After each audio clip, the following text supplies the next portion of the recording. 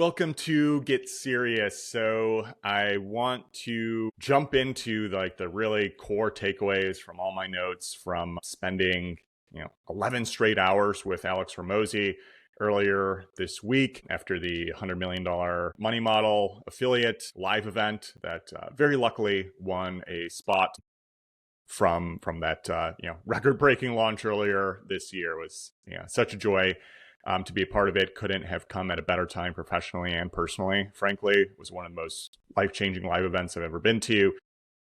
You can hear my podcasts prior to this one for just like my initial day after impressions, kind of capturing that immediate afterglow and kind of the whole just sense of the atmosphere and the event overall. But now I want to jump into the full notes that I had. Again, I don't think I've ever taken this many notes during a live event before here. This might run into a part two. I always record these podcasts in a one take format here. So, I want to make sure that I'm giving each of these points room to breathe and, allow myself to go off on key tangents if I feel they're necessary here. So if I start to see the clock get a bit high here, I'll make sure to pause at a good point and then jump back into a second part. But I really want you guys to absorb as much of the knowledge as possible from one of the best entrepreneurs in the world right now, probably the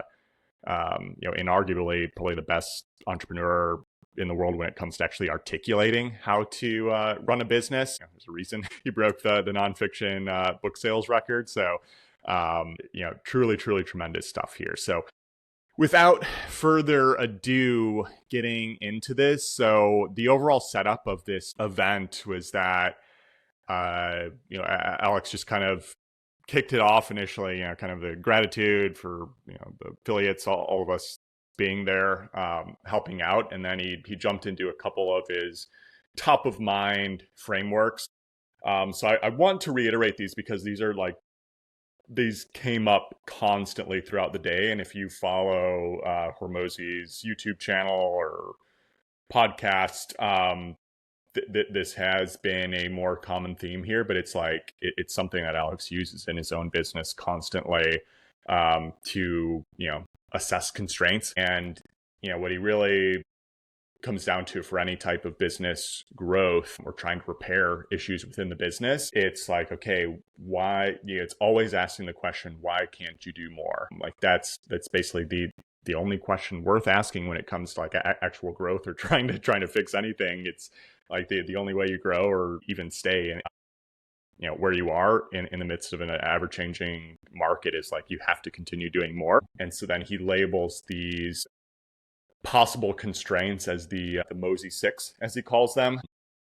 So if you had bought the 200 book package at the launch, which I did, he had a follow-up training where he went over these in more detail here. But again, just so useful to recap. And the key constraints, and they all start with M, for why you can't do more in your business. Number one is metrics. You're not tracking the data. You might be tracking the data, but you're not paying attention to it. So like you don't actually have any insight in what to do in your business here. Like, do you even know what your CAC to LTV ratio is? Do you even know what you're spending on some of your marketing? Do you have any attribution metrics at all in regard to, what your ins and outs are on your business? Like, do you even know what your revenue is for the past year or even month, and profit, etc., like base kind of KPIs? So that has to be an open question. Like if you don't even know what you're measuring, you really don't know what to do more of in the first place. So that's like the first one that you kind of have to nail that, because otherwise you can't figure out what your key constraint is if you don't even know what you're looking at. And so he mentions that first, and then the next one is market. So he says this one's a pretty rare issue where like the underlying market is just your ultimate constraint in the business. And again, like out of this Mosey 6, like there's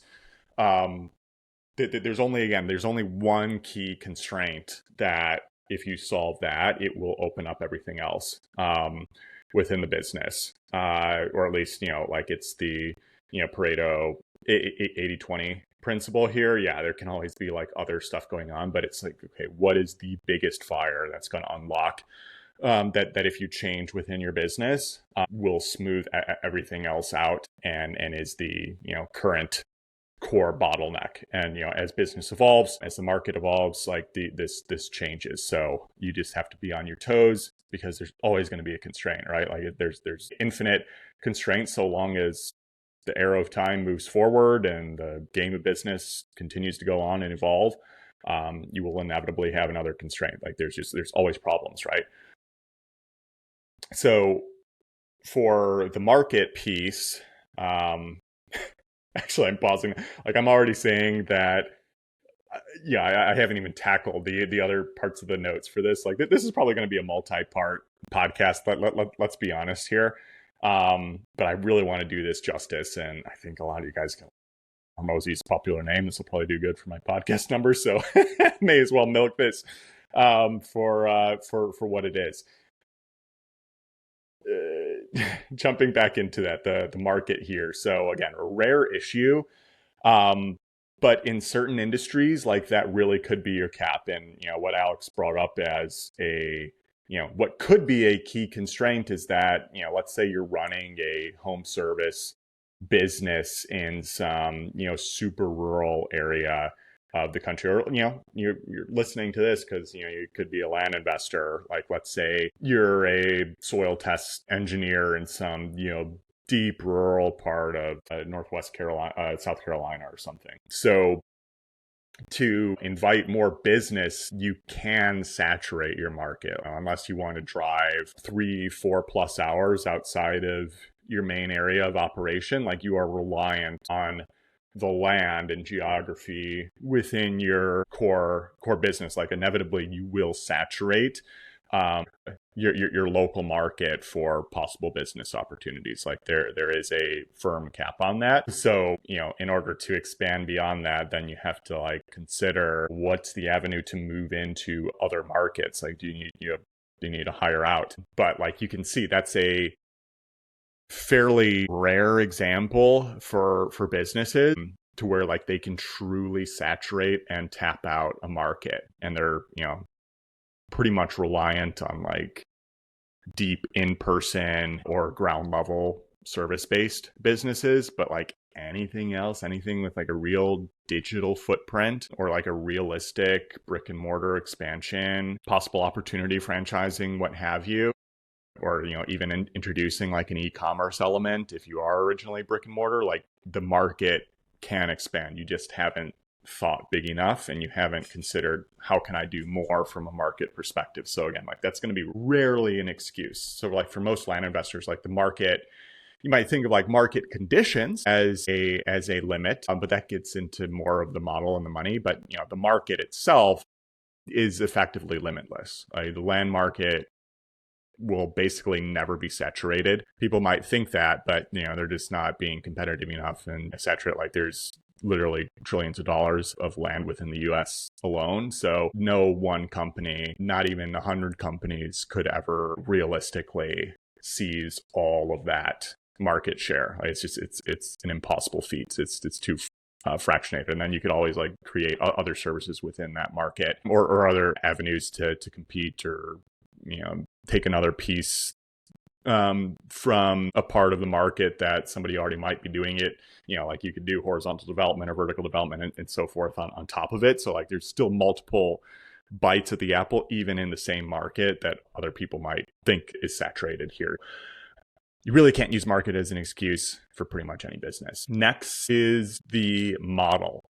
So this is another, again, very rare issue to be the core constraint, but like it has to be considered, and usually comes back to people like not being creative enough to, or just educated enough on how to grow their model to the next level. Like Hormozi like will routinely say is he's never encountered a business that couldn't get to $100 million enterprise value with enough time and focus into it. Yeah, it might take decades. If you're a restaurateur, you own one restaurant, like, yeah, it might take you 30+ years to get to $100 million enterprise value, like to open up other brick and mortar locations and so forth, to really expand your footprint over time. But it is possible, right? Like you can find an example in any business, line of business out there. Obviously in the land space, like you can take it up to the absolute highest levels. Like to me, what makes land so attractive and what I would always look for in any industry that I might pursue is like, who are the people doing this on the absolute highest level, like 100 steps ahead of me, 1,000 steps ahead of me, and what type of numbers are they playing at here? Like, can it really attract the best talent in the world and, be lucrative enough to, work in this industry for, years and decades at and, within land, I mean, real estate and obviously real estate, like it is the number one biggest asset class globally by a long shot. Now I forget the numbers, but I want to say it's if we look at, total asset value of every single asset around the globe, I want to say real estate is like at least a third of it. It might be more. It might even be over half. So it's like massive pie, right? I think it's something like $400 trillion, something like that. If we actually put like real numbers on it, just an absurd number, crazy. And a good, huge chunk of that's in the US, of course. And within land itself alone, like look at the biggest players, like they're probably doing land banking for the national home builders. I know, like, I forget the name of one of the ones I was learning from recently, but they're kind of a subsidiary of like Guggenheim Partners, which is the firm owned by what's his name? So Walter something, the Dodgers and the Lakers and the new Lakers owner. Like they have now a land banking division where they're anticipating doing like $1 billion of acquisitions over a year, like massive numbers. So when you're talking that type of level here, like all of a sudden you realize, like any business that operates within this sector of the industry, you could get massive, way bigger. Like I don't know anybody personally who's doing, $1 billion acquisition per year land business. And that's just the land banking side. Like imagine if you were doing horizontal development or get into various improvements and so forth. So like there's, again, multiple layers that you can expand into. So again, there's no real excuse from a model perspective on why you can't do more within this industry, because people are doing it on an absolutely huge level that is difficult for some of us to even consider reaching into. But like, people are doing it, so it's obviously possible. Wow, I'm already taped 15 minutes here, and I still have two more M's. So this Hormozi podcast, this might be a 5-parter. I'm excited though. I'm pumped because this is the gold here. This is how you build business. So the next on the list. So we've done, again, metrics, market, model, and now money. So I think it's the Hormozi 6 because it's just around more. More is the headline, and then there's 5 elements of what would be your constraints for more. So the next is money, and this one he breaks into 3. So it's either you're not getting enough leads, you're not getting enough sales, or your LTV, your lifetime value per customer, is too low. So if any of those or a combination of those are just down, that becomes a money issue for why you can't do more. So this was like a more common issue as Alex was going over other people's businesses and critiquing them, just because, again, like market and model are going to be rare, metrics. Hopefully most people, not everybody had their data. So like that was just another area. So like money was definitely more common. So like from a leads perspective, it's your marketing. Are you advertising properly? Where you are advertising? How much advertising are you doing? So I could go into a lot, like just read $100 million leads, right? Like that is the, or again, $100 million money models, how you get like attraction offers and so forth. Like those will get you more leads. So I don't need to recap that per se, but that would be a core money issue, is you're not bringing enough leads in. Sales, first, is your offer even that good? Are you able to convert the leads that you're bringing in? How does your sales team work? Are they, not selling properly? Are they not closing properly? Is just part of your follow-up process breaking down? So that I mean, when I got the 200 book package from her, was it like, yeah, learning like the closing handbook was huge there. Just, and how crazy, dedicated like the acquisition.com sales team is. Just buy the script, just to work the sales, like getting that's something that Alex really commented on. He's like, yeah, sales, not everybody's going to be talented in sales, but like he just thinks it's an infinitely trainable skill. Like anybody can learn how to sell because it's just so conducive to just following the correct script and using the right wording, cadence. Like, yeah, it's going to take a ton of reps, and like their team practices every single day, role playing every day to get better at it. So, if your sales are down, yeah, probably got to fix your sales process, or again, you got to make your product better. Like it might just be a bad product, bad service that you're offering. So that could be affecting your conversions, no matter how many leads you have. And then lifetime value of your customers. Are you charging enough? Maybe in relation to acquiring leads and converting sales, you're just not making enough per customer, or they're just churning out way too fast, and then you have to keep spending and spending more to get more customers, because again, maybe your product isn't that good, people are leaving, or you're just in a commoditized market doing cost plus pricing instead of pricing by the actual value of your service or product here. So yeah, you might have to bump your prices significantly.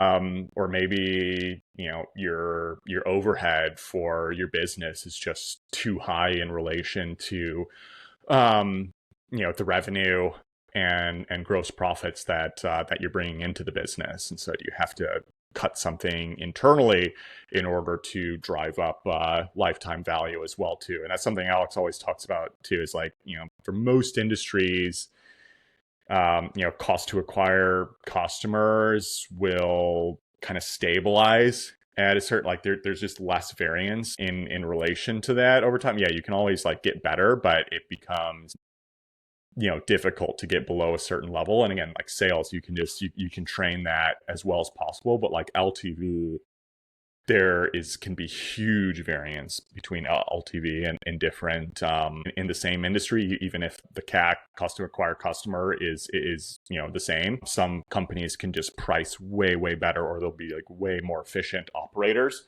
of their business and reducing churn and so forth. So bumping LTV is like probably the biggest driver for enterprise value growth of a company. So if you can figure out how to bump that, which again can come back to pricing and better products, running a more efficient business, being faster to deliver, et cetera. Like there's so many other ways to do that. Again, look for $100 million money models, et cetera. Alex talks about this all the time. So those are the three avenues of money being a core constraint of the business. And lastly is manpower. So this is where what would typically be considered a supply side constraint. Like you have more demand than you're able to actually service as a company. And so then it becomes, okay, you're needing to find extra talent, or you need to hire more people, and actually in order to grow your business to the level that it needs to be to actually service the demand that you have on hand. So what are your processes to actually hire and bring on those extra folks so that you can solve that supply side problem? But this is what Alex always shows, is that manpower, you actually just throw back into that more loop. Why can't you do more? It's all the same thing. So even manpower becomes a demand side problem, because in order to hire the right folks and bring on the right people, it just gets fed into leads and conversion mechanism. Again, like, do you have metrics? Are you measuring how you're bringing in people or finding possible talent for your business? Again, the market, like, it's rarely a constraint. Like, are you opening up your avenues for finding talent, or are you just kind of blaming you're kind of constraining yourself unnecessarily for your business, just like kind of, again, blaming the market here. Again, rare that's going to be a core issue outside of like very specialized areas and industries. And again, the model. So you might think, yeah, I just can't find the manpower, because like you think business isn't going to be able to support this extra type of roles. But it's like, again, are you being creative enough to really think beyond, or do you have other examples of larger operators who have figured out this model to bring in more people? And then again, like the biggest core thing is like from the money side, but you just translate it into the manpower. It's like, are you getting enough manpower leads? Are you converting them to work for you? Are you paying them enough? Like, you could consider that from an LTV perspective, or maybe you're paying people too much. And so you're not constrained by your manpower because you can only afford to pay based on your current rates, like a handful of people, when in reality, per the market, you could actually be paying them less and get more throughput for your own business. So then you have to consider it from that side too. So like turn manpower as a supply side problem into a demand side problem and solve it by going through the, why can't you do more type scenario. So holy cow, I have like several more pages of notes, and I literally just did the first few segments. This is already one of my longest podcasts. So again, I'm pumped to go through the rest of this, but I really want to do this justice, because me going over this is only helping reinforce these ideas to be a better entrepreneur. And I hope you are paying careful attention to this as well. I'm really trying to expand and give you as much of this high level and valuable content, direct from Alex Hormozi to you in order to benefit your own business here. So yeah, this might be a 5-parter. I'm sure you all won't mind that. So with that in mind, let's go ahead and pause this part 1 here. We're just getting this journey started here. Hope you enjoyed this. Again, why can't you do more? Metrics, market, model, money, which is leads, sales, or lifetime value, and manpower. With that in mind, seriouslyland.capital for any of your funding needs. Land Deal Due Diligence Facebook group for zero cost review for land deal. Subscribe and share, everybody. I will be back next time for more reports on spending 11 hours with Alex Hormozi in person. Take care. Bye.